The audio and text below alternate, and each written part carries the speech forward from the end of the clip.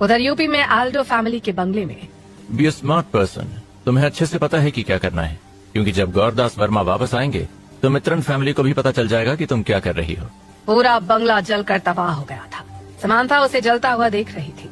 इस समय वो ध्रुव पर इतनी नाराज थी कि उसका बस चलता तो ध्रुव को भी इस बंगले के साथ जला देती, पर ध्रुव बेखौफ था। इतना कहकर ध्रुव घूमा और बगैर पीछे देखे चला गया। ध्रुव के जाने के बाद तेजस्वी के ग्रैंडपा विलियम ने तुरंत समांथा को सहारा दिया। समांथा हार मानने के बाद अभी भी सब कुछ छोड़ने को तैयार नहीं थी। पापा जी, हमें क्या करना चाहिए? विलियम ने निराशा में फोन देते हुए कहा। स्टील ड्राइव की बात मान लो। अभी तो समांथा सच मानने को तैयार नहीं थी, लेकिन ये बातें सुनने के बाद समांथा की आंखें सूनी सूनी हो गई थी।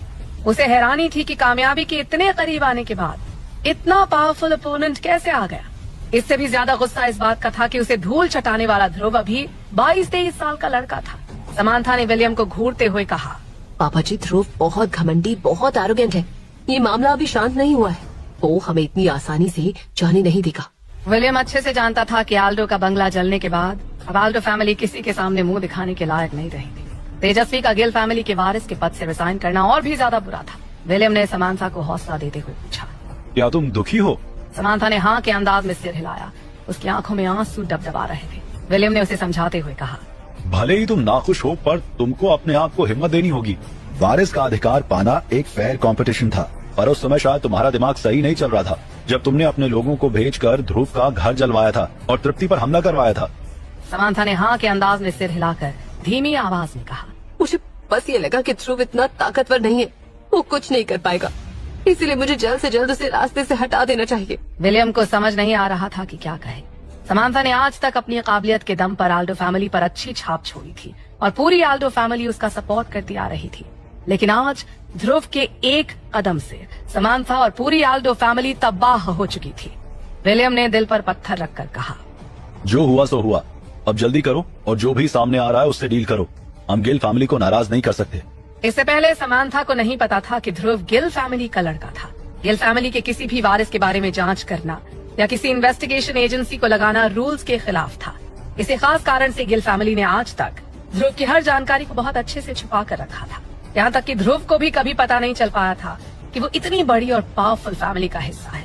विलियम ने कुछ जानकारी जुटाने की कोशिश की थी, लेकिन उन्हें गिल फैमिली में ध्रुव के बारे में कोई जानकारी नहीं मिली। विलियम जा चुका था, पर उसके जाने के बाद भी समांथा वहीं अकेली बैठी रही। अपने घर को जलता देखकर समांथा गहरे सदमे और गुस्से में थी। वो धीरे धीरे आगे बढ़ी। उसने दरवाजा खोला और एक रस्सी निकाली। उस रस्सी को एक बीम पर लटकाया और अपनी जान ले ली। समांथा हार मानने वालों में से नहीं थी, पर वो अच्छे से जानती थी कि ध्रुव के हाथ में मौजूद सबूत उसकी जान लेने के लिए काफी थे। और ध्रुव को देखकर ऐसा लग रहा था कि वो अपने दुश्मनों को इतनी आसानी से छोड़ने वाला नहीं था। इसके अलावा स्टील ट्रियो की फोर्सेस भी समांथा को छोड़ने वाली नहीं थी। सही कहें तो ध्रुव ने कुछ नहीं किया, लेकिन उसने बगैर कुछ किए समांथा की जान ले ली थी। मैं जा रही हूँ, पर तुम भी अच्छी जिंदगी नहीं जी पाओगे। मरने से पहले समांथा ने एक छोटा सा वीडियो बनाकर किसी को भेजा था, जिसमें उसने कहा था कि पति पत्नी के तौर पर एक दिन साथ बिताने का मतलब होता है पूरी जिंदगी के लिए एक दूसरे के लिए वफादार रहना। मैंने गलती की थी, लेकिन मेरा बेटा तुम्हारा है। उस समय मैं नहीं मर पाई थी और ना ही मुझ में घर लौटने की हिम्मत थी। अब मैं मरने वाली हूँ। प्लीज हमारे बेटे का ख्याल रखना। मैं इतनी गलत थी कि तुमसे माफी भी नहीं मांग सकती, फिर भी हो सके तो मुझे माफ कर देना। अब जा रही हूँ, बाय। मित्रन फैमिली में जिस शख्स को ये वीडियो मिला वो मित्रन फैमिली से था। मित्रन फैमिली के हॉल में काले कोट पहने एक शख्स ने समांथा के भेजे इस वीडियो मैसेज को देखा तो उसकी त्योरियां चढ़ गई थी। वीडियो देखने के बाद उसका दिल काफी देर तक शांत नहीं हो पा रहा था। तभी उसके बटलर ने आकर सिर झुकाकर पूछा, सर क्या आपने मुझे याद किया? उस शख्स ने सूनी आंखों से बटलर को देखकर पूछा, अब आल्डो की फैमिली की हालत कैसी है? अब तक मित्रन फैमिली ने आल्डो फैमिली से कोई कांटेक्ट नहीं किया था। उनकी नजर में आल्डो फैमिली किसी कचरे की तरह थी जिसे कूड़ेदान में फेंक देना चाहिए था। बटलर ने फिर से पूछा, सर क्या आप जानते हैं आल्डो फैमिली के बंगले में आग लगी है। आज उनका बंगला जलकर राख हो गया है। बटलर की बात सुनकर वो शख्स और भी हैरानी के साथ बोला, उनका बंगला किसने जलाया? बटलर ने शांत भाव से कहा, एक शख्स है जिसका नाम ध्रुव है। जवाब में उस शख्स ने हैरानी से अपने आप से पूछा, यूपी में ऐसा कौन है? ये नाम पहले तो कभी नहीं सुना। वो शख्स अच्छे से जानता था कि भले ही आज आल्डो फैमिली किसी मुसीबत में है, फिर भी वो बहुत ज्यादा पावरफुल लोग हैं। पूरी एल्डो फैमिली को तबाह करना किसी के लिए भी आसान नहीं था। जवाब में बटलर ने सिर झुकाकर कहा। ऐसा सुनने में आ रहा है कि वो लड़का ध्रुव शायद गिल फैमिली से है। बटलर ने खुद को जितना हो सके उतना शांत रखते हुए कहा, और वो शख्स ये नाम सुनकर हैरान था। गिल फैमिली? गिल फैमिली का नाम सुनकर उस शख्स के माथे की लकीरें और गहराती चली गई और उसने अपनी जगह से खड़े होते हुए कहा, सारी तैयारी कर लो, तुम्हें मेरे साथ गिल फैमिली के पास चलना है। उसे ऐसे खड़े होता देखकर बटलर के चेहरे पर हैरानी थी। उसने पूछा, क्या आप इस मामले में इंटरेस्टेड हैं सर? इस सवाल पर उस शख्स ने घूरते हुए बटलर की तरफ देखा। उसकी आंखों में दरिंदगी थी, जिसे देखकर बटलर कांप उठा और आगे कुछ भी पूछने की उसकी हिम्मत नहीं हुई। होटल लैंडमार्क के 21st फ्लोर पर बने कैफे के VIP रूम में मिस अनिका, प्लीज थोड़ा वेट और कर लीजिए, मिस्टर गिल जल्द ही यहाँ आते होंगे। निहाल गिल फैमिली के असिस्टेंट को थोड़ी देर और वेट करने के लिए मना रहा था, पर अनिका ध्रुव से नाराज थी। आज ध्रुव का अपॉइंटमेंट था पर ध्रुव अभी तक यहाँ नहीं पहुँचा था। उनके सामने गिल फैमिली की असिस्टेंट अनिका बैठी थी। गिल फैमिली के असिस्टेंट का दर्जा बटलर से ऊंचा था। गिल फैमिली में बटलर पुराने जमाने में राजकुमार के गुरु की तरह होते थे और जब उसके चेलों को सिंहासन मिलता था तो उनका स्टेटस भी बदल जाता था। पर गिल फैमिली का असिस्टेंट पूरी फैमिली का असिस्टेंट होता था। गिल फैमिली के असिस्टेंट के पास बहुत सारे राइट्स थे। वो फैमिली के उत्तराधिकारियों के हर मूवमेंट पर नजर रखती थी। उनके इलाके की इकोनॉमिक लाइफलाइन और फंड्स और कॉन्टैक्ट्स के इस्तेमाल की मंजूरी भी वही देती थी।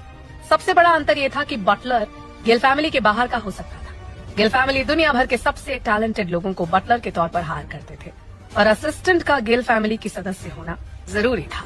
असिस्टेंट किसी बाहर के इंसान को नहीं बनाया जा सकता था। असिस्टेंट के ऊपर पूरी फैमिली के भविष्य की जिम्मेदारी होती थी। वो जिसे अप्रूव करेगी वो गिल फैमिली का मालिक होगा। वैसे भी गिल फैमिली के बाकी लोगों के बीच अनिका बेहद खास थी और उसका स्वभाव भी सख्त था।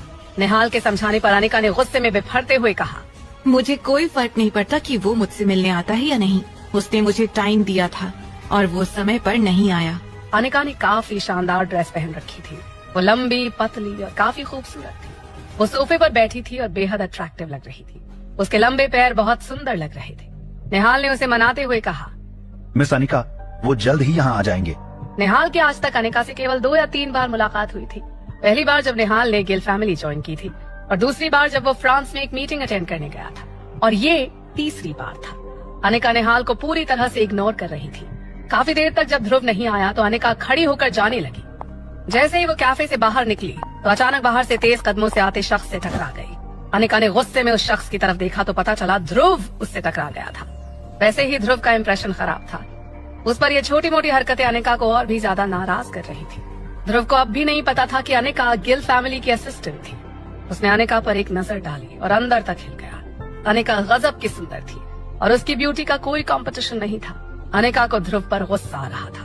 ध्रुव अनिका को घूर रहा था पर उसकी नजर अनिका के चेहरे पर नहीं थी और इससे अनिका और भी ज्यादा अनकंफर्टेबल हो रही थी। अनिका ने गुस्से में कहा, क्या तुम अंधे हो? पता ही नहीं है कि कहाँ जाना है और कहाँ देख रहे हो? ध्रुव ने कोई जवाब नहीं दिया। वो अनिका को घूरे जा रहा था। ध्रुव की नजरों को देखकर अनिका ने अपने हाथों से खुद को ढककर गुस्से में कहा, सभी मर्द एक जैसे ही होते हैं। हाँ। ध्रुव ने हाँ के अंदाज में सिर हिलाते हुए कहा, मैं तुमसे अग्री करता हूँ और मैं जोड़ना चाहूंगा कि सभी लड़कियाँ एक जैसे नहीं होती। तुम? अनिका पूरी तरह से गुस्से में थी। अभी वो ध्रुव को कुछ कहती तभी निहाल भी तेज कदमों से दौड़ता हुआ बाहर आ गया। दरवाजे के बाहर ध्रुव और अनिका को इस तरह देखकर निहाल हैरान था। उसे ध्रुव पर गुस्सा आ रहा था। निहाल का दिमाग खराब हो गया था। निहाल ने आगे बढ़ते हुए कहा, ध्रुव सर, ये आप क्या कर रहे हैं? निहाल हैरान था। आज पहली बार ध्रुव गिल फैमिली की असिस्टेंट से मिला था और ऐसी हरकत कर रहा था। दरअसल ध्रुव और अनिका एक दूसरे से झगड़ रहे थे। निहाल ने अपना माथा पीट लिया। गिल फैमिली में सभी जानते थे कि गिल फैमिली के असिस्टेंट की इंसल्ट करना या उसके साथ छेड़छाड़ करना मौत को दावत देने के बराबर था। निहाल के आने से अनिका को पता चला कि वो ध्रुव है तो उसे और भी ज्यादा गुस्सा आ गया। अनिका ने अपनी आंखें सिकोड़ कर निहाल से पूछा, यही ध्रुव है? अनिका के कहने का ढंग ऐसा था मानो कहना चाह रही हो कि ध्रुव को समझा लो नहीं तो बेमौत मारा जाएगा। ध्रुव ने अनिका की ओर देखा। उसका चेहरा किसी अप्सरा जैसा था लेकिन दिमाग किसी शैतान का। अगर ये गिल फैमिली की असिस्टेंट थी तो कोई भी वारिस खुद को कैसे रोक पाएगा। फिर भी ध्रुव ने निहाल से पूछा, निहाल, ये सुंदरी कौन है? ध्रुव के इस तरह पूछने पर अनिका भी हैरान थी। ध्रुव इतना बदतमीज होगा ये उसने सोचा नहीं था। अगर अनिका का बस चलता तो वो ध्रुव की आंखें निकाल लेती। वहीं दोनों के बीच इस तरह के हाव भाव देखकर निहाल की हालत ऐसी थी जैसे गर्म तवे पर चींटी को डाल दिया गया हो। पर निहाल ये भी नहीं जानता था कि ध्रुव को कैसे रोका जाए। अनिका के सामने इस तरह की हरकतें नहीं की जा सकती थी। उसकी इंसल्ट का मतलब था गिल फैमिली की इंसल्ट। गिल फैमिली में ग्रेडिंग के कई स्टैंडर्ड थे, लेकिन वो इतने कठिन नहीं थे। और अगर अनिका ध्रुव के बारे में गलत रिपोर्ट दे देगी तो ये ध्रुव के लिए भी अच्छा नहीं रहेगा। पर ध्रुव को उसकी कोई परवाह नहीं थी। अनिका सीधे ध्रुव के सामने बैठकर बोली, ओके ध्रुव, अब तुम यहाँ आई गए हो तो आओ, तुमने जिन रूल्स को इग्नोर किया है उस बारे में भी बात कर लें। अनिका इस तरह से बात कर रही थी जैसे कि वो ध्रुव को वहीं पर डेथ पेनल्टी सुनाना चाह रही हो। ध्रुव ने अनिका की ओर देखकर कहा, मुझे उम्मीद नहीं थी कि तुम बाहर से कुछ और अंदर से कुछ और होगी। अनिका ने अपना चश्मा उतारते हुए कहा। क्या मतलब है तुम्हारा? ध्रुव अनिका से बहुत ही कैजुअल तरीके से बात कर रहा था। आमतौर पर अनिका गिल फैमिली के जितने भी उत्तराधिकारियों से मिली थी, सभी ने उसे काफी इज्जत देकर बात की थी। पर ध्रुव तो पहली बार मिलते ही तुम कहकर बात कर रहा था। इसके अलावा ध्रुव की नजरें अनिका के बदन को ऐसे देख रही थीं, मानो उसने पहली बार किसी लड़की को देखा हो। मेरा मतलब है मैंने कोई रूल वायलेट नहीं किया है। अनिका ने गुस्से में ध्रुव को देखते हुए कहा, ये तुम कैसे कह सकते हो? तुमने रूल वायलेट किए हैं या नहीं, ये देखना मेरा काम है। मैं डिसाइड करूंगी, तुम नहीं। अनिका की बात पर ध्रुव ने कोई जवाब नहीं दिया। वो ध्रुव को घूरे जा रही थी, पर ध्रुव ऐसे केयरलेसली खड़ा था मानो अनिका को चैलेंज दे रहा हो कि देखे तुम मेरा क्या बिगाड़ लेती हो। इधर ध्रुव और अनिका के बीच जंग चल रही थी।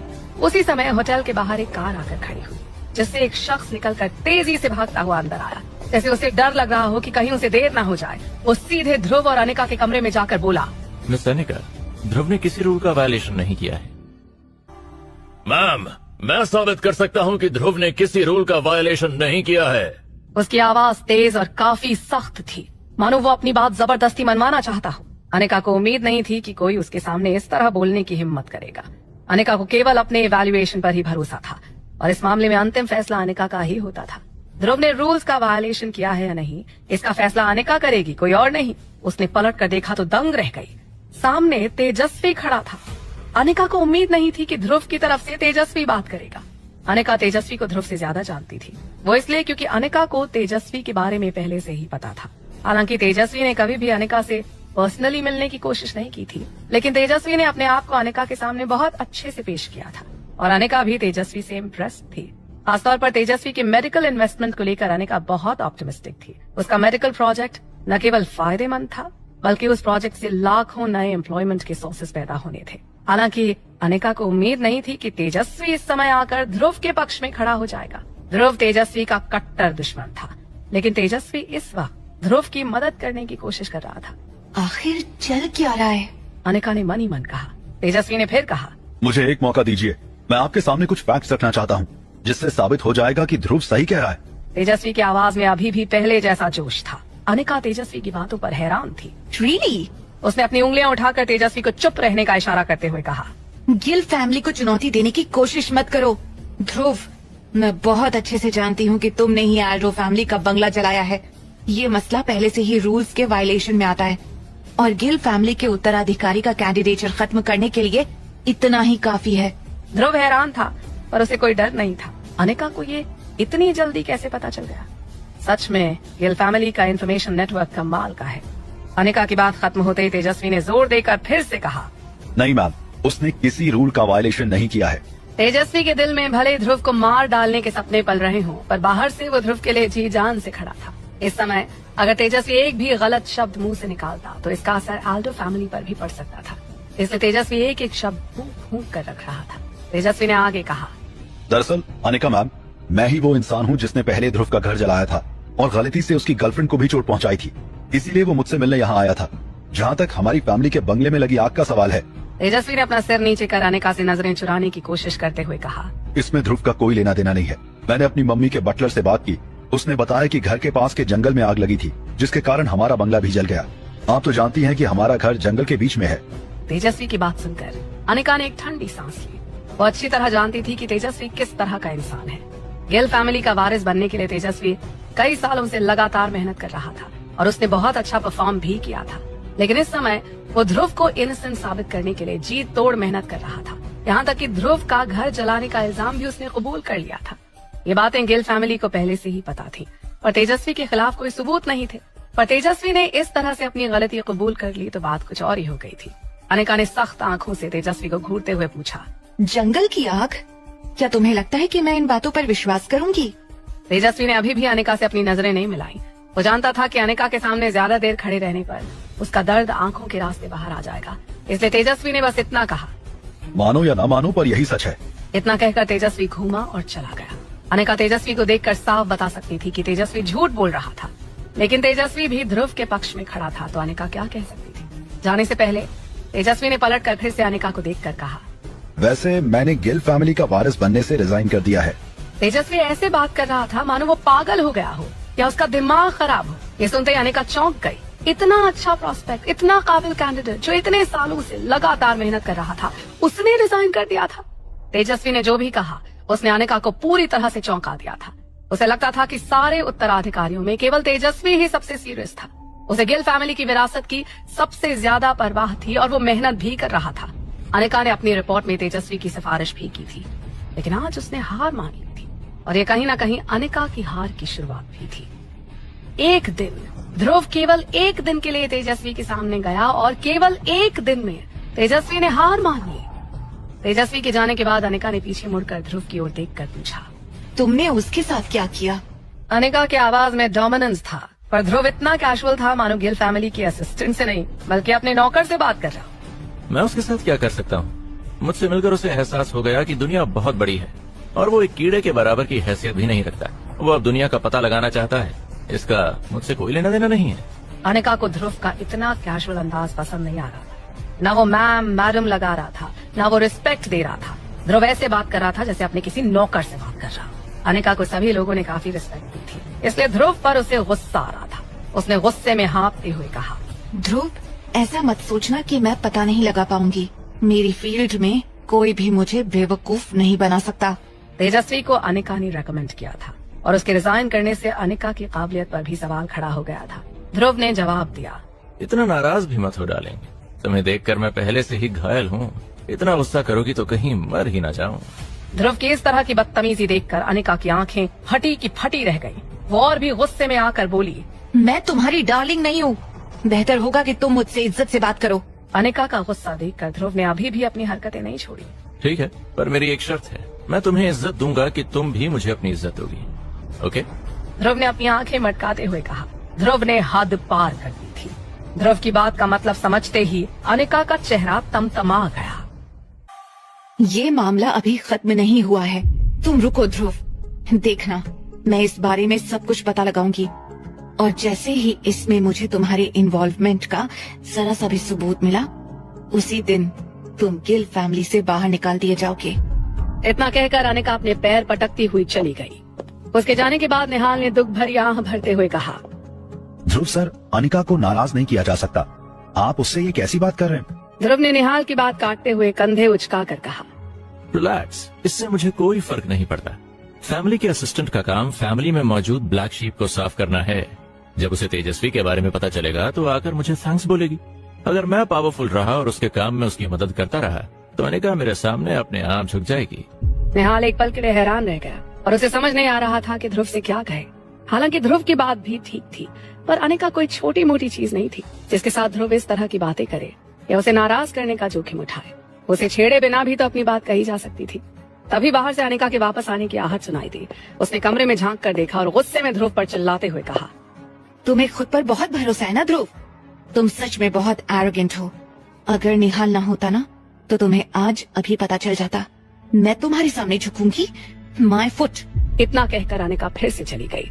जाते ही उसने तुरंत ध्रुव के बारे में डीप इन्वेस्टिगेशन करने का ऑर्डर दे दिया। इधर निहाल और ध्रुव हैरान थे कि उनकी आवाज बाहर तक जा रही थी और अनिका ने सुन भी ली। निहाल डर रहा था पर ध्रुव को हंसी आ रही थी। अगले दिन ध्रुव वापस दिल्ली आ गया। निधि को उसने बता दिया था पर निधि उसे छोड़ने नहीं आई। अगले कुछ दिनों में निधि को तेजस्वी के बारे में बहुत सी अजीब अजीब खबरें मिली। तेजस्वी ध्रुव के सामने बुरी तरह हार गया था। अगले कुछ दिनों में वो दुनिया से गायब हो गया। निधि सोच रही थी कि ये जरूर ध्रुव की चाल होगी, लेकिन उसने कभी सपने में भी नहीं सोचा था कि उसका इतना टैलेंटेड सीनियर तेजस्वी ऐसे अचानक से दुनिया से गायब हो जाएगा। दिल्ली लौटने के बाद ध्रुव सबसे पहले हॉस्पिटल गया। वहाँ हॉस्पिटल में पहुंचने के बाद ध्रुव ने देखा कि तृप्ति के मम्मी पापा वहाँ नहीं थे। ध्रुव ने तृप्ति के बिस्तर के पास एक नया लंच बॉक्स देखा। उसने इसे पहले कभी नहीं देखा था। तभी तृप्ति की माँ आस्था जिंदल भी वापस आ गई। आंटी, ये क्या है? शुरुआती बातों के बाद ध्रुव ने लंच बॉक्स की तरफ इशारा करते हुए तृप्ति की माँ आस्था जंदल से पूछा। पहले ध्रुव को लगा कि आंटी खाना लेकर आई हैं, पर ध्रुव जानता था कि घर से खाना बना कर लाना उनके बस की बात नहीं थी, क्योंकि उनका सारा समय यहाँ हॉस्पिटल में बीतता था। ओह, ये तो आभा लाई थी। तृप्ति की माँ ने लंच बॉक्स को देखते हुए कहा। आभा? ध्रुव को विश्वास नहीं हुआ तो तृप्ति की माँ ने आगे कहा, हाँ, तुम पिछले कुछ दिनों से यहाँ नहीं थे, पर आभा हर रोज घर से खाना बना कर ला रही थी। तृप्ति की माँ आभा को अपनी बेटी की तरह मानती थी। आभा तृप्ति की सबसे अच्छी सहेली थी, इसलिए तृप्ति की माँ को इसमें कुछ अटपटा नहीं लगा। शुरुआत में आभा तृप्ति के लिए खाना लेकर आने वाली थी, लेकिन जब उसने देखा कि तृप्ति खाना नहीं खा सकती तो आभा ने तृप्ति की माँ को बताया कि वो ये खाना ध्रुव के लिए लाई थी। ध्रुव तृप्ति के लिए अक्सर हॉस्पिटल में ही रहता था। ध्रुव तृप्ति के लिए काफी मेहनत कर रहा था। तभी अचानक तृप्ति की माँ को कुछ याद आया। उन्होंने चौंक कर ध्रुव की तरफ देखकर कहा, वैसे आज तेजस्वी नाम का एक लड़का आया था। वो अपने साथ देश विदेश के कई फेमस एक्सपर्ट्स को लेकर आया था और कह रहा था कि वो तृप्ति के लिए जो जरूरी होगा वो करेगा, चाहे कुछ भी हो वो तृप्ति को ठीक कर देगा। उसने ऐसा कहा। बड़ा अच्छा लड़का लग रहा था। आस्था जिंदल ने खुशी के साथ कहा और फिर ध्रुव से पूछा, ध्रुव, क्या तुम जानते हो तेजस्वी को? तृप्ति की माँ को समझ में आ गया था कि तेजस्वी नाम का वो शख्स काफी सीरियस था। वो न केवल देश विदेश से एक्सपर्ट्स को लेकर आया था, बल्कि साइंटिफिक रिसर्च टीम और ड्रग्स रिसर्च इंस्टीट्यूट के बड़े लोगों को भी लाया था। सभी ने तृप्ति की सारी रिपोर्ट्स देखी और करीब 1 घंटे तक तृप्ति के बारे में डिस्कस भी किया। तृप्ति की माँ की बात सुनकर ध्रुव को याद आया कि तेजस्वी ने मेडिकल इंडस्ट्री में काफी सारा इन्वेस्टमेंट किया था। हालांकि पैसा सारा ध्रुव का लगा था, पर तेजस्वी इसे मैनेज कर रहा था और ये पैसा भी ध्रुव ने तेजस्वी से हथियाया था। खैर, तेजस्वी कई एक्सपर्ट्स को जानता था। वहीं तृप्ति की माँ ध्रुव का जवाब सुनने के लिए ध्रुव की शक्ल ही देख रही थी। ध्रुव ने मुस्कुराकर कहा, नहीं आंटी, मैं उसे नहीं जानता। हालांकि जिन लोगों को वो अपने साथ लाया था वो अगर कुछ मदद करना चाहते हैं तो कर सकते हैं। ध्रुव ने तेजस्वी को आसानी से छोड़ दिया। जवाब में तृप्ति की माँ ने खुशी से कहा, ये ठीक है, अगर वो मदद करना चाहता है तो क्यों मना करे। ये सब तुम्हारे कारण हो रहा है ध्रुव, मैं तुमको कैसे थैंक्स कह पाऊंगी। इतना कहते कहते तृप्ति की माँ इमोशनल हो गई। ध्रुव ने आगे बढ़कर उन्हें संभाला। अंत में ध्रुव ने लंच बॉक्स खोलकर आभा के लाए खाने को टेस्ट किया। खाना सच में बहुत खराब बना था। उसे खाने के बाद ध्रुव को पता चला कि आभा पहली बार खाना बना रही थी। ध्रुव ने लंच बॉक्स नीचे रखा और पूछा, आंटी, आभा कहाँ है? तृप्ति की माँ ने एक पल सोचकर कहा, पता नहीं कहाँ गई है। वो आमतौर पर दिन में 2-3 बार यहाँ आती है, पर तुम उसे मिले नहीं तो उसने केवल 1 बार आना शुरू कर दिया। ध्रुव ने फोन निकाला और आभा को फोन किया। आभा ने कोई जवाब नहीं दिया। ध्रुव हैरान था। वो सोचने लगा कि क्या कुछ हुआ होगा। हॉस्पिटल से बाहर निकलने के बाद ध्रुव ने आभा को फिर से फोन किया। आभा ने फिर भी आंसर नहीं किया। ध्रुव ने अपने मोबाइल फोन पर मैसेजेस देखे। आभा ने बहुत पहले उसे बहुत सारे मैसेजेस भेजे थे। असल में आभा ने अपने न्यूड फोटोज भेजे थे। कुल मिलाकर वो ध्रुव को अपनी तरफ बुलाना चाहती थी। आभा की फोटो को अब इत्मीनान से देखने के बाद ध्रुव को लगा कि आभा बहुत खूबसूरत है और उसका स्वभाव भी बहुत अच्छा है। ध्रुव को लगा कि मैकलिस्टर क्लब की मेंबरशिप मिलने के बाद आभा शायद अपना मूड बदल चुकी है और उसके रास्ते से हट गई है। आभा के पुराने मैसेजेस पढ़ने के बाद ध्रुव के चेहरे पर एक मुस्कान थी। थोड़ी देर बाद ध्रुव की कार आभा हल्दर फैमिली के सुपरमार्केट के सामने खड़ी थी। ध्रुव अक्सर इस सुपरमार्केट में आया करता था। उसे पता था उस सुपरमार्केट में सबसे ज्यादा मुफ्त सामान मिलता है। हालांकि आज हल्दर फैमिली के सुपरमार्केट का कारोबार बहुत खराब चल रहा था। ध्रुव ने निहाल से इस बात का पता लगाने को कहा था कि हल्दर का सुपरमार्केट ऐसी हालत में क्यों है। ध्रुव का भी सुपरमार्केट में पैसा लगा था। निहाल ने बताया कि ये सारी गड़बड़ मैनेजमेंट की थी। साथ ही मार्केट के मोबिलाइजेशन के कारण ऐसा हो रहा था। अब कई सुपरमार्केट्स ऑनलाइन ऑपरेट कर रहे थे, जिसका असर हल्दर फैमिली के ट्रेडिशनल स्टाइल से चलने वाले सुपरमार्केट पर भी पड़ा था। सुपरमार्केट में जाने से पहले ध्रुव को आभा दिख गई। वो सुपरमार्केट में नहीं बल्कि सड़क के किनारे अकेली बैठी थी। ध्रुव दूर से देख सकता था कि आभा के चेहरे पर खरोच का निशान था। ध्रुव उसके पास जाकर बोला, What's wrong with you? ध्रुव के ऐसा बोलने पर आभा चौंक गई। उसने पलट कर ध्रुव की तरफ देखा। आभा को ध्रुव के आने की उम्मीद नहीं थी। उसने अपना सिर हिलाकर कहा, कुछ नहीं, मैं गिर गई थी। उन चोटों के निशान को देखकर ध्रुव को समझ में आ गया कि ये निशान गिरने से नहीं, किसी के जानबूझकर मारने से लगे हैं। और उसने थोड़ी सख्ती के साथ फिर से पूछा, सच बताओ, तुम्हें क्या हुआ है? मुझे ऐसी लड़कियां पसंद नहीं है जो मुझसे झूठ बोलती हो। किसने तुम पर हाथ चलाया? ध्रुव ने फिर पूछा। आभा चुप थी। पिछले कुछ दिनों से वो कई बार हॉस्पिटल गई थी, लेकिन वहाँ ध्रुव को न पाकर आभा परेशान थी। एक पल के लिए आभा को लगा कि उसके जीवन में कोई उम्मीद नहीं है। उसे लग रहा था कि ध्रुव तृप्ति से मिलने हॉस्पिटल इसलिए नहीं आ रहा था क्योंकि ध्रुव आभा को अवॉइड करना चाहता था। आभा खुद की नजरों में गिर गई थी। हल्दर फैमिली की लड़की और तृप्ति की अच्छी दोस्त होने के नाते ध्रुव के साथ ऐसी बातें करना वाकई बेशर्मी थी और इसलिए आभा खुद को कोस रही थी।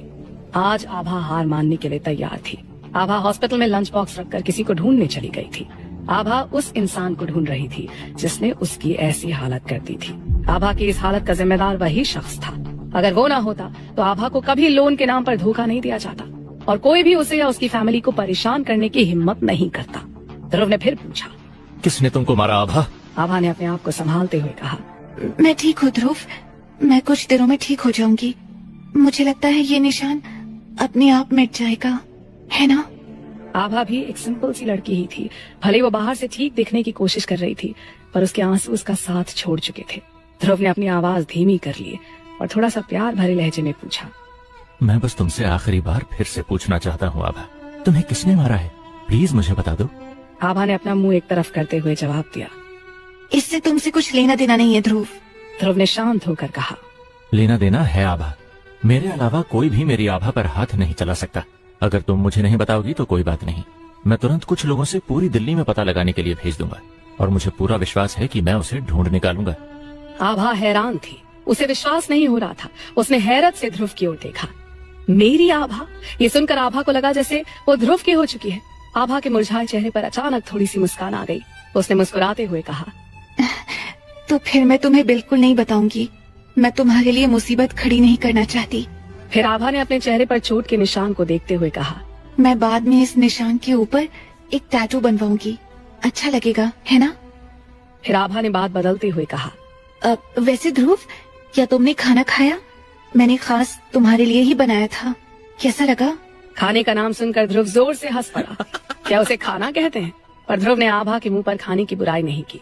मैं थोड़ा पंजाबी खाना पसंद करता हूँ, मुझे साउथ इंडियन उतना पसंद नहीं है। इसके अलावा मैं गरीबी में पला हूँ, माँ बहुत सस्ता सिंपल खाना बना पाती थी, इसलिए मुझे सिंपल खाना पसंद है। ध्रुव ने बात बदलते हुए कहा। ध्रुव के मुंह से ये सुनकर आभा हंसती। आभा ने खुद भी वो खाना खाया था और उसे अच्छे से पता था कि उसका खाना खाने लायक नहीं था, इसलिए आभा ने कहा, अगर ऐसी बात है तो मुझे पंजाबी खाना पकाना सीखना पड़ेगा, ठीक है? और हल्दर फैमिली को मैकलिस्टर क्लब की मेंबरशिप देने के लिए थैंक्स ध्रुव। फिर थोड़ा रुककर आभा ने कहा, ध्रुव, तुमको मेरे चेहरे की चोट की चिंता करने की जरूरत नहीं है। बात सिर्फ इतनी है कि मैं अभी उतनी केपेबल नहीं हुई हूँ। ध्रुव ने मुस्कुराते हुए कहा, अगर तुम मुझे जानती हो तो इसका मतलब है कि तुम काफी केपेबल हो। पूरी दिल्ली में कोई तुम्हें हाथ नहीं लगा सकता। इतना कहकर ध्रुव ने अपना फोन निकाला और तेजा को कॉल किया। ध्रुव की मदद से कुछ ही दिनों में दिल्ली अंडरवर्ल्ड के आधे से ज्यादा हिस्से में तेजा का राज था। उसके अंदर काफी लोग काम करते थे। ध्रुव का फोन आने के बाद तेजा ने खुशी से कहा, ध्रुव तुम वापस आ गए? क्या तुम चाहते हो कि मैं तुम्हें लेने आऊं? ध्रुव ने सीधे मना करते हुए कहा, नहीं, तुमको ऐसा करने की कोई जरूरत नहीं, मेरे किसी खास को धमकाया गया है। तेजा की आवाज में तुरंत ही जोश आ गया। ध्रुव ये क्या कह रहे हो? अभी भी ऐसा कोई है जो तुम्हारे लोगों को धमकाने की हिम्मत करे? मुझे नाम बताओ, मैं अभी उसे सबक सिखाकर घसीटते हुए तुम्हारे पास लेकर आता हूँ। ध्रुव ने अपने फोन का लाउडस्पीकर ऑन करके रखा था और आभा भी ये सुन रही थी। ये सुनकर आभा थोड़ी हैरान रह गई। पिछली बार आभा ने तेजा की ताकत देखी थी। ध्रुव ने आभा को देखकर पूछा, क्या तुम्हें अभी भी विश्वास नहीं हुआ?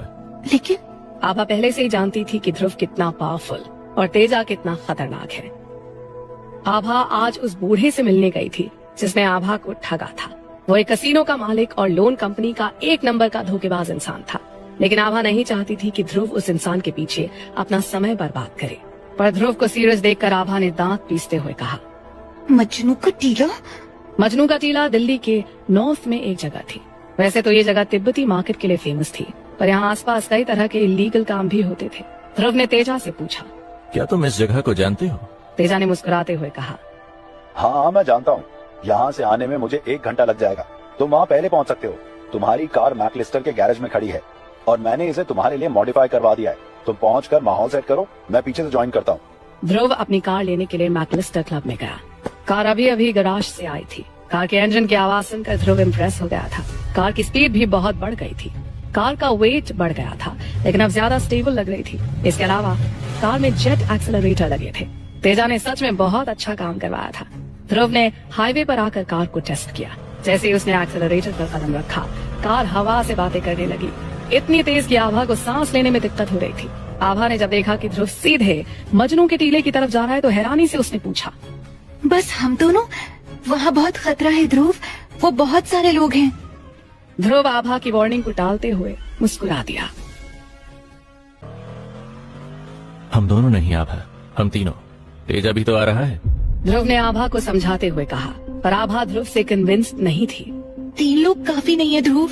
आभा थोड़ा परेशान लग रही थी, इसलिए थोड़ा एक्सप्लेन करते हुए बोली, ध्रुव, क्या इस लड़ाई को टाला नहीं जा सकता? उस शख्स ने शुरुआत में मुझसे झूठ बोला था, मैं तब ना समझ थी, इसीलिए वो मुझे आसानी से धोखा दे गया। मुझे इसका कोई अफसोस नहीं है और ना ही मैं उसे दोषी ठहराती हूँ।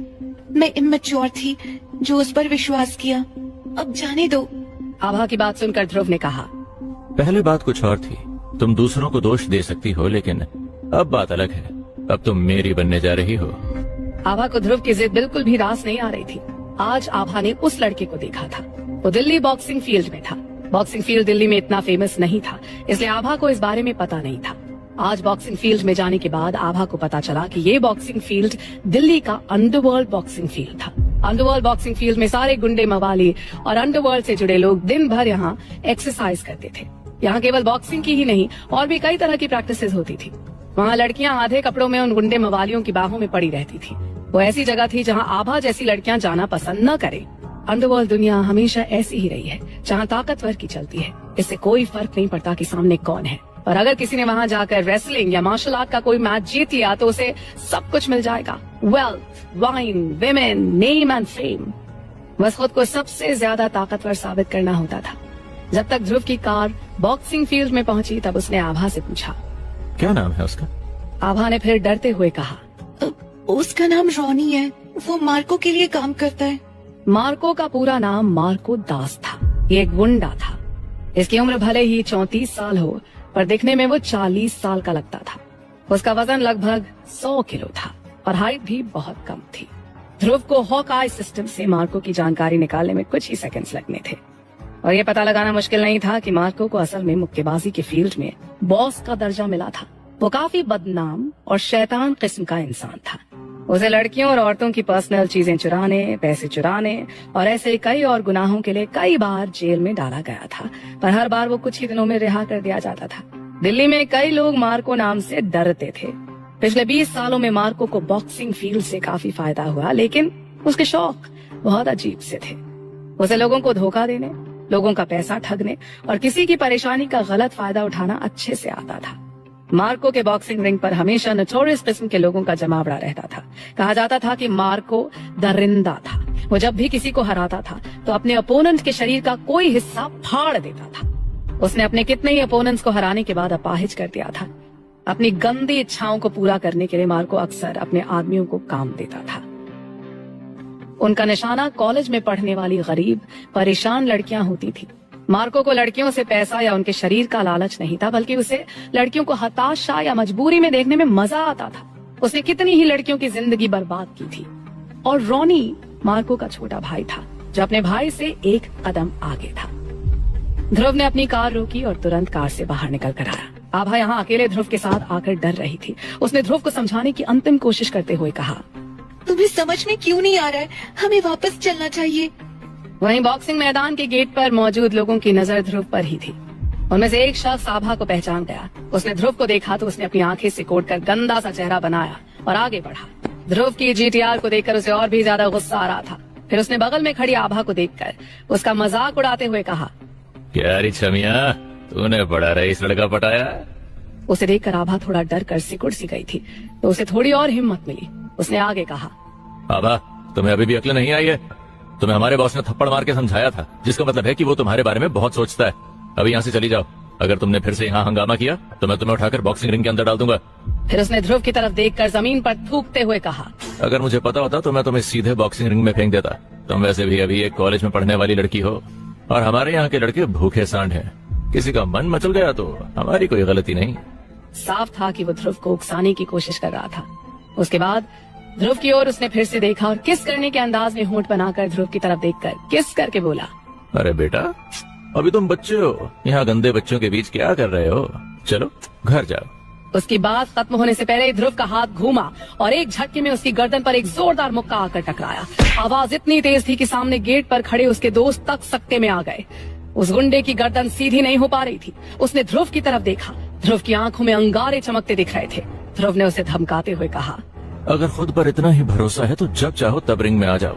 मैं तुमको अभी बता दूं कि गंदे बच्चों को भी अपने बाप के सामने तमीज से बात करनी चाहिए। क्या समझा? अब चल निकल। ध्रुव एकदम दबंगों वाली भाषा में बात कर रहा था। अभी उसकी बात पूरी हो ही नहीं पाई थी कि एक लैंड रोवर के इंजन के गुर्राने की आवाज सुनाई दी, जिसे सुनते ही हंगामा मच गया। रोनी भाई, ये अब बहुत पिटेगा। रोनी भाई आज अच्छे मूड में नहीं लग रहा है। सब शोर मचा रहे थे, केवल ध्रुव ही शांत खड़ा था।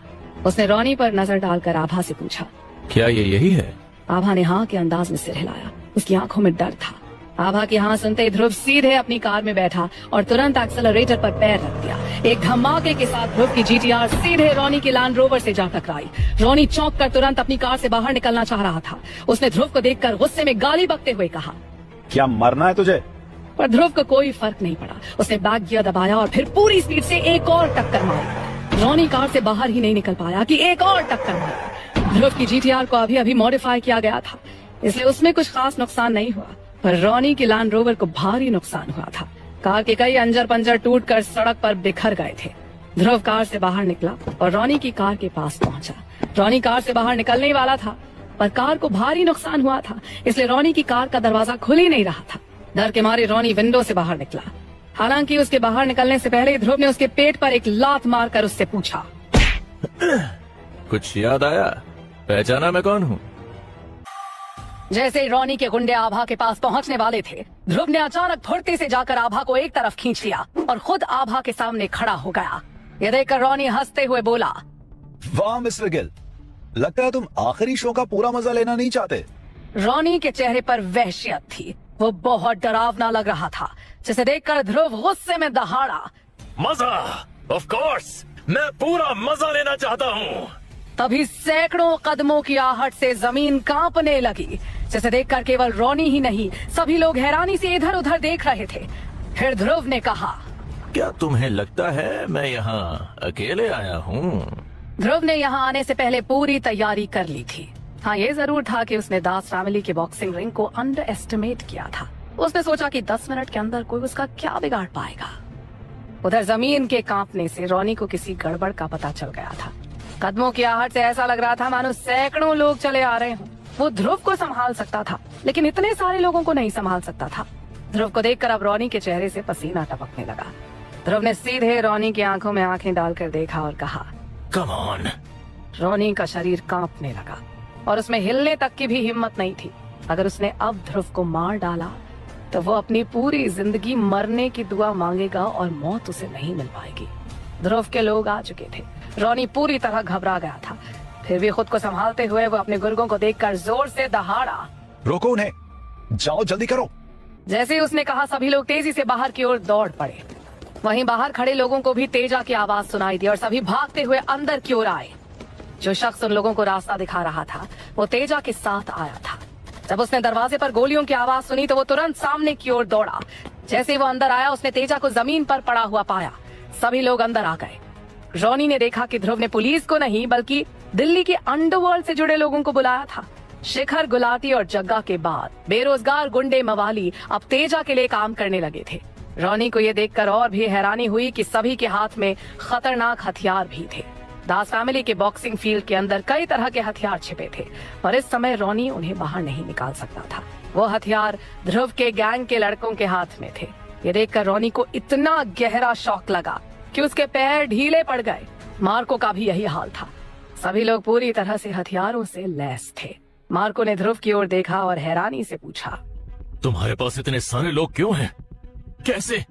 इतने सारे लोग आए थे कि वहाँ का माहौल अब बदल चुका था। अगर किसी ने मुसीबत खड़ी की तो दास फैमिली का जिंदा बचना नामुमकिन था।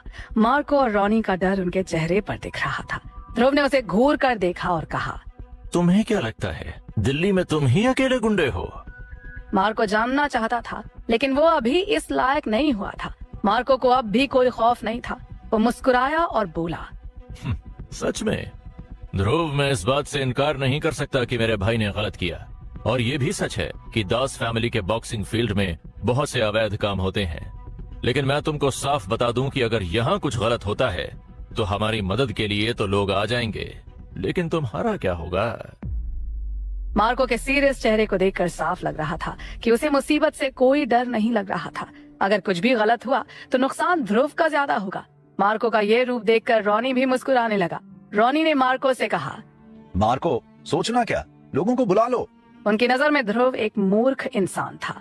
मार्को के एक फोन पर अभी यहाँ सैकड़ों लोग जमा हो जाएंगे। अगर मार्को के लोग हथियारों के साथ आ गए तो इसका मतलब था ध्रुव ने मौत को दावत दे दी थी। मार्को बैकअप के लिए कॉल करने ही वाला था, लेकिन अचानक उसकी नजर किसी पर जाकर रुक गई। उसने ध्रुव के पीछे एक जाने पहचाने इंसान को देखा। मार्को एक बार इस शख्स से पर्सनली मिला था, पर वो यहाँ क्या कर रहा है? ऐसा कैसे हो सकता है? वो शख्स मिस्टर जोश का खास था। जब उस शख्स ने देखा कि मार्को ने उसे पहचान लिया है तो शख्स ने बहुत ही कैजुअली कहा, कम ऑन, बुला लो जितने लोगों को बुलाना है। उसकी बात सुनकर मार्को को लगा कि वो कहीं बेहोश ना हो जाए। मिस्टर जॉश का खास आदमी यहाँ क्यों आया है? मार्को ने तुरंत आगे बढ़कर उसकी तरफ हाथ बढ़ाकर कहा, मिस्टर ढींगरा, आप यहाँ कैसे? जीवन ढींगरा ने मार्को को सख्त आंखों से देखा पर कोई भाव नहीं दिया, न हाथ मिलाया। जीवन ढींगरा ने सख्त लहजे में कहा, एक जरूरी काम से आया था। मार्को ने तुरंत जवाब दिया। दिल्ली के इस छोटे से इलाके में आप जैसे इम्पोर्टेंट लोगों को नहीं आना चाहिए। जवाब में जीवन ने कहा, तुमने मुझे पहले से क्यों नहीं बताया? मार्को और जीवन ढींगरा एक दूसरे को बहुत अच्छी तरह से नहीं जानते थे। मार्को भी जीवन के करीब जाना चाहता था, लेकिन वो अभी इस लायक नहीं था। जीवन ढींगरा ने मार्को को खा जाने वाली नजरों से देखकर कहा, तुम बहुत बड़ी मुसीबत में हो। मिस्टर जॉश ने मुझे तुमको संभालने के लिए भेजा है। अगर तेजा को कुछ हुआ तो तुम बहुत बुरी मौत मारे जाओगे। जीवन ने जो कहा था उसे धमकी नहीं, मौत का बुलावा कहते हैं। मार्को के पैर कांपने लगे। वो डर से कांपता हुआ बोला, मिस्टर ढींगरा, क्या आपका मतलब ये है कि तेजा अब मिस्टर जॉश की तरफ है? जीवन ने अपना सिर हिलाया और कहा, मैं और कुछ नहीं जानता, लेकिन तेजा और मिस्टर जॉश अब मिस्टर गिल के लिए काम कर रहे हैं। ये सुनकर मार्को की आंखें फटकर बाहर आने को तैयार थीं। क्या वो सभी ध्रुव के लिए काम कर रहे थे? न केवल तेजा बल्कि मिस्टर जोश भी ध्रुव के लिए काम कर रहा था। ये क्या बकवास है? आखिर कौन है ये ध्रुव? मार्को ने रॉनी की ओर देखकर गुस्से में चीखते हुए कहा, तुमने ये क्या किया? वहीं मार्को के कहने से पहले ही रॉनी इतना डर गया कि उसके हाथ से पिस्टल छूटकर नीचे गिर गई। रॉनी बहुत अच्छे से जानता था कि मिस्टर जोश किस तरह का इंसान है, उसके आदमियों को हाथ लगाने का क्या अंजाम होता है। मिस्टर जोश जैसा कोई इंसान ध्रुव के लिए काम कर रहा था। ये बात रॉनी को हजम नहीं हो रही थी। रॉनी ने ध्रुव पर नजर डाली और उसकी आंखों के एक्सप्रेशन बदल गए। ध्रुव ने रॉनी से कहा, पिस्टल उठाओ। रॉनी ने जमीन पर पड़ी पिस्टल को देखा। उसे पिस्टल उठाने की हिम्मत नहीं थी। रॉनी जमीन पर बैठकर बोला, मिस्टर गिल, मैं सिर्फ कमजोरों को धमकाता हूँ। ये मेरी गलती है। मैं आपको पहचान नहीं पाया। दास फैमिली आपको पैसा देगी। प्लीज हमें जीने का एक मौका दें। रॉनी पूरी कोशिश कर रहा था कि अगर उसने शुरुआत में ध्रुव से माफी मांग ली तो शायद ध्रुव उसे जाने दे, पर अब बहुत देर हो चुकी थी। उसने तेजा को घायल कर दिया था, इसलिए उसका खेल खत्म था। रॉनी की नजर तेजा पर गई तो वो गिड़गिड़ाता हुआ बोला, मिस्टर गिल, माफ कर दो। I am sorry. मैं अपना एक हाथ तोड़ दूंगा। रॉनी का गला भर आया था। उसने रोते हुए कहा, अगर हो सके तो प्लीज मुझे जाने दो। तभी मार्को भी जमीन पर बैठ गया। मिस्टर गिल, मैं भी अपना एक हाथ तोड़ दूंगा। हमारे लिए बगैर हाथों के बॉक्सिंग का मैदान कुछ नहीं होगा। हम गलत थे। तेजा की इस हालत के लिए हम लोग जिम्मेदार हैं। हमें बस एक मौका दे दो। दास भाइयों के लिए जीने की एकमात्र उम्मीद यही थी कि उन लोगों ने आभा के साथ कुछ नहीं किया था, लेकिन वो नहीं जानते थे कि ध्रुव की नजर में लड़की से कहीं ज्यादा उसके दोस्त मायने रखते थे। दोनों भाई जमीन पर बैठकर रो रहे थे। वहीं ध्रुव एकदम खामोश था। उसने केवल एक शब्द कहा, किल। ध्रुव की आवाज सुनते ही उसके पीछे खड़े लोगों ने अपने हथियार तान दिए। पूरी दास फैमिली का बर्बाद होना तय था। रॉनी हैरान था। वो जमीन पर घुटनों के बल बैठा हुआ था। उसने डर के मारे अपनी पैंट गीली कर दी थी। दोनों भाइयों ने सारी जिंदगी दूसरों को धमकाया था। कई बेचारी सीधी सादी लड़कियों को ऐसे ही अपने रिंग में लाकर बर्बाद किया था। आज सामने मौत को देखकर दोनों रो पड़े थे। अचानक रॉनी को कुछ याद आया। वो उठकर खड़ा हो गया और तेजी से बोला, मिस्टर गिल, मैं अपनी जिंदगी का सौदा कर सकता हूँ। रॉनी की बात सुनकर जीवन ने मुस्कुराते हुए कहा, अपनी जिंदगी का सौदा? तुम क्या सोच रहे हो? मिस्टर गिल तुम्हें क्या लग रहे हैं? अगर वो तुम्हारी जिंदगी लेना चाहेंगे तो भगवान भी उन्हें नहीं रोक सकता। पर रॉनी बहुत सीरियस था। उसने अपना मोबाइल फोन निकाला और ध्रुव को एक फोटो दिखाते हुए कहा, मैं सच में एक सौदा कर ही सकता हूँ मिस्टर गिल। फिर उसने ध्रुव से पूछा, मिस्टर गिल, क्या आपको अब भी ये लड़की याद है? ध्रुव ने रॉनी के मोबाइल स्क्रीन की तरफ देखा तो जैसे हैरानी से रुक गया। रॉनी के मोबाइल में मालिनी की फोटो थी। रॉनी ने हड़बड़ाते हुए कहा, मिस्टर गिल, मुझे पता है वो कहाँ है। क्या आप मुझे एक मौका दे सकते हो? रॉनी फिर से जमीन पर घुटनों के बल बैठ गया। ध्रुव की शक्ल देखकर मार्को को भी कुछ उम्मीद जाग गई। वहीं तेजा को भी ज्यादा बुरी चोटें नहीं आई थी। वो भी ये नजारा देख रहा था। तेजा को पता था कि वो लड़की ध्रुव के लिए बहुत खास थी। ध्रुव ने उससे पहले मालिनी को ढूंढने के लिए कहा था, लेकिन मालिनी का कोई सुराग नहीं मिल पाया था। इसलिए तेजा ने कहा, ध्रुव, मैं ठीक हूँ। तेजा की आवाज सुनकर रॉनी को हिम्मत आ गई। उसने आगे बढ़कर कहा, मिस्टर गिल, मैं इसकी सारी जानकारी आपको दे सकता हूँ और बदले में मैं आपसे अपनी जान की भीख नहीं मांग रहा हूँ। बस मेरे लोगों को छोड़ दो। वो मेरे कहने पर यहाँ आए थे। मैं गलत हूँ और मुझे बदमाशी पसंद है, पर ये लोग, इन्होंने कुछ गलत नहीं किया है। ये तो मेरा कहना मान रहे थे। रॉनी के स्वभाव को देखकर लगता नहीं था कि वो इतना टची होगा। वो अपने अंतिम समय में भी अपने लोगों को बचाने की कोशिश कर रहा था। इन गैंगस्टर लोगों के बीच का भाईचारा कमाल का होता है। ध्रुव ने रॉनी के मोबाइल फोन को देखा और गहरी सांस लेते हुए कहा, तुम्हारे पास ज्यादा समय नहीं है, जल्दी बको। रॉनी ने सिर हिलाया और कहा, मैं इसके बारबेक्यू स्टॉल में जा चुका हूँ। वो बहुत सुंदर है और बोल नहीं पाती थी, इसीलिए मुझे ये अच्छे से याद थी। ध्रुव रॉनी की बकवास सुनने के मूड में नहीं था। उसने गुस्से में कहा, मुद्दे की बात करो। रॉनी ने गहरी सांस लेकर कहा, वो बेच दी गई थी। क्या? ध्रुव को अचानक ये सुनकर अपने कानों पर विश्वास नहीं हुआ। उसने फिर से पूछा, क्या तुम मजाक कर रहे हो? क्या मालिनी को अनाथालय वाले ले गए थे? उसे कैसे बेचा जा सकता है? रॉनी अब बहुत संभल कर बात कर रहा था। उसे लगा कहीं वो कोई गलती ना करते या उसकी कोई बात ध्रुव को बुरी ना लग जाए। उसने संभल कर कहा, मिस्टर गिल, कोई कारण है कि आप उसे अभी तक नहीं ढूंढ पाए हैं? मैं बहुत बड़ी बड़ी बातें नहीं जानता, लेकिन आप भी समझते हैं कि अनाथालय चैरिटी प्रोजेक्ट है और बैकग्राउंड में सिंपल लोग नहीं बैठे। आप जानते ही होंगे आज के समय में चैरिटी किस टाइप के लोग करते हैं। चैरिटी करने वाले लोग बहुत पैसे वाले हैं। इतना कहकर रॉनी ने अपना सिर नीचे कर लिया। ध्रुव को अपने आसपास के लोगों की परवाह नहीं थी, ना ही उसे इस बात की परवाह थी कि आभा ये सुनेगी तो क्या होगा। उसने रॉनी से पूछा, डिटेल दो। अभी तक मालिनी किसी को मिल नहीं पाई थी। निहाल काफी समय से उसे ढूंढ रहा था, लेकिन मालिनी का कोई सुराग किसी को नहीं मिल पाया था।